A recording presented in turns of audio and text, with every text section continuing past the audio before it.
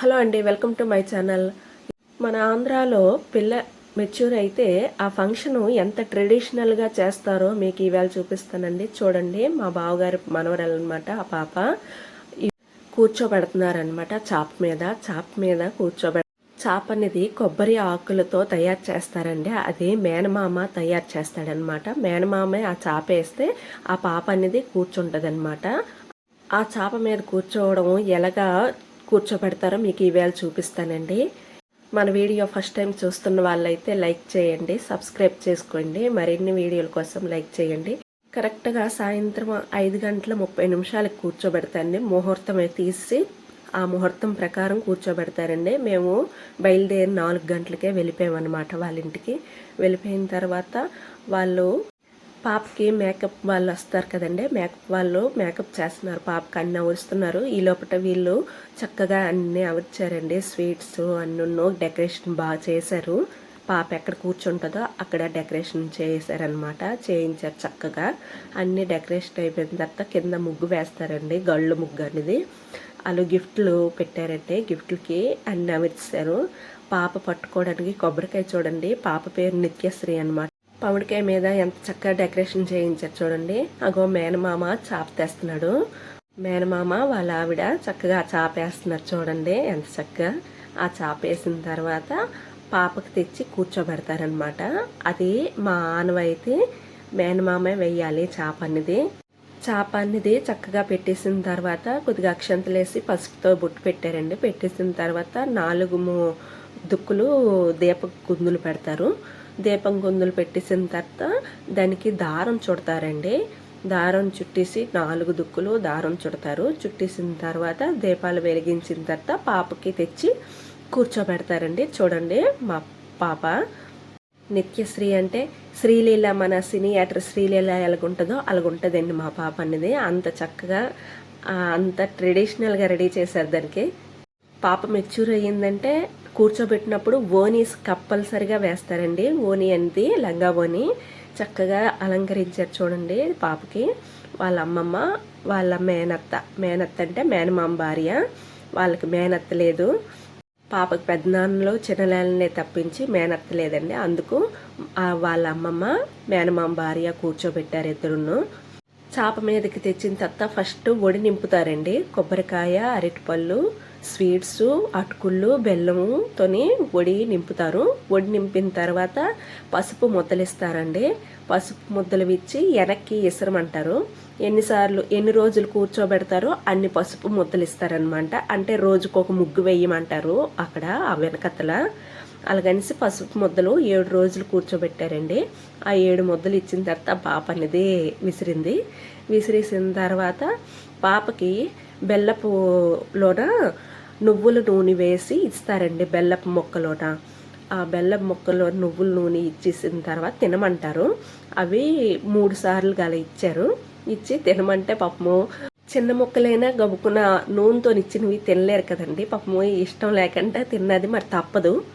అవి తినేసిన తర్వాత 3 సార్లు కూర్చోబెడతారండి. కూర్చోబెట్టి మళ్ళీ లేపి మళ్ళీ 3వసారి మాత్రం కూర్చోబెట్టేస్తారు. కూర్చోబెట్టిన తర్వాత మరి అందరు అక్షింతలు ఇచ్చి హారతులు గట్టా ఇస్తారండి. కూర్చోబెట్టిన నుంచి మళ్ళీ స్నానం అయిపోయిన దాకా కారం గట్టా ఏటి ఇవ్వండి. స్వీట్స్తోనే పెరుగన్నము, స్వీట్స్, పప్పు అన్నమేనండి. మరి ఇంకేటి తినకూడదు పాప అనేది. అలాగా ఉంచుతాం. మా ఊరు దుక్కు మాత్రం మేము ప్రతి పిల్ల ఇలాగే చేస్తామండి. అంత ట్రెడిషనల్గా అంత దీనిగా చేస్తామన్నమాట. ఇలాగే సేమ్ టు సేమ్ ఇలాగే చేస్తాను.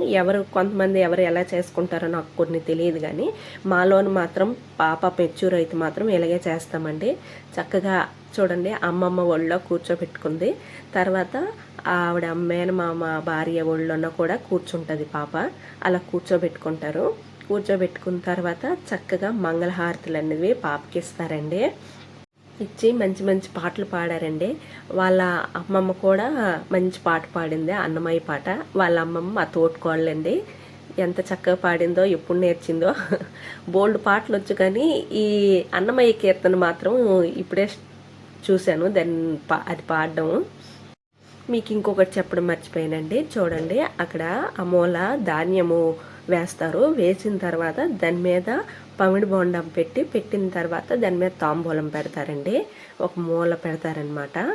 అవి ఉంచుతారు, చూడండి కనిపిస్తుంది కదా, అక్కడ అలా పెడతారండి. పెట్టిన తర్వాత ముందుకి స్వీట్స్, పళ్ళు అన్నీ పెట్టారండి. ఒక వెండి కంచంలోన 7 వెండి గిన్నెలు పెట్టారండి. పెట్టిన తర్వాత పసుపు, కుంకుమ, చిల్లర డబ్బులు, డ్రై ఫ్రూట్స్, తర్వాత వెండి ముత్యాలు, వెండి పువ్వులు ఇవన్నీ పెట్టి ప్యాకింగ్ చేశారండి. అంత చక్కగా ఆ ప్యాకింగ్ అన్నీ అక్కడ పెట్టారు. చూడండి హారతలు ఇస్తున్నారు పాపకి, మంగళహారతలు. మంచి మంచి పాటలు పాడారండి పాపకి. మరి వాయిస్ ఇవ్వకూడదు కదా, అందుకనేసి నేను ఆ పాటలు మీకు వినిపించడం లేదు. ఇంకా ఈ 7 రోజుల్లో మధ్య మధ్యలో హారతలు ఇస్తారండి. హారతలు గట్టా ఇచ్చేసి 7 రోజుకొక హారతని ఇస్తారు. పిల్లకి అలంకరణ చేస్తారు, రోజుకో అలంకరణ చేస్తారండి. చేసిన తర్వాత హారతులు అనేది ఇస్తారు. చూడండి స్వీట్స్ ఎన్ని రకాలుగా చేశారో వాటికి ప్యాకింగ్ చేశారనమాట. ప్యాకింగ్ చేసి పెట్టారు ముందు. ఎంత ట్రెడిషనల్గా ఎంత దీనికి చేశారంటే చాలా బాగా చేశారండి. పాప కూర్చోబెట్టడం ఫంక్షను చాలా బాగా అయ్యింది.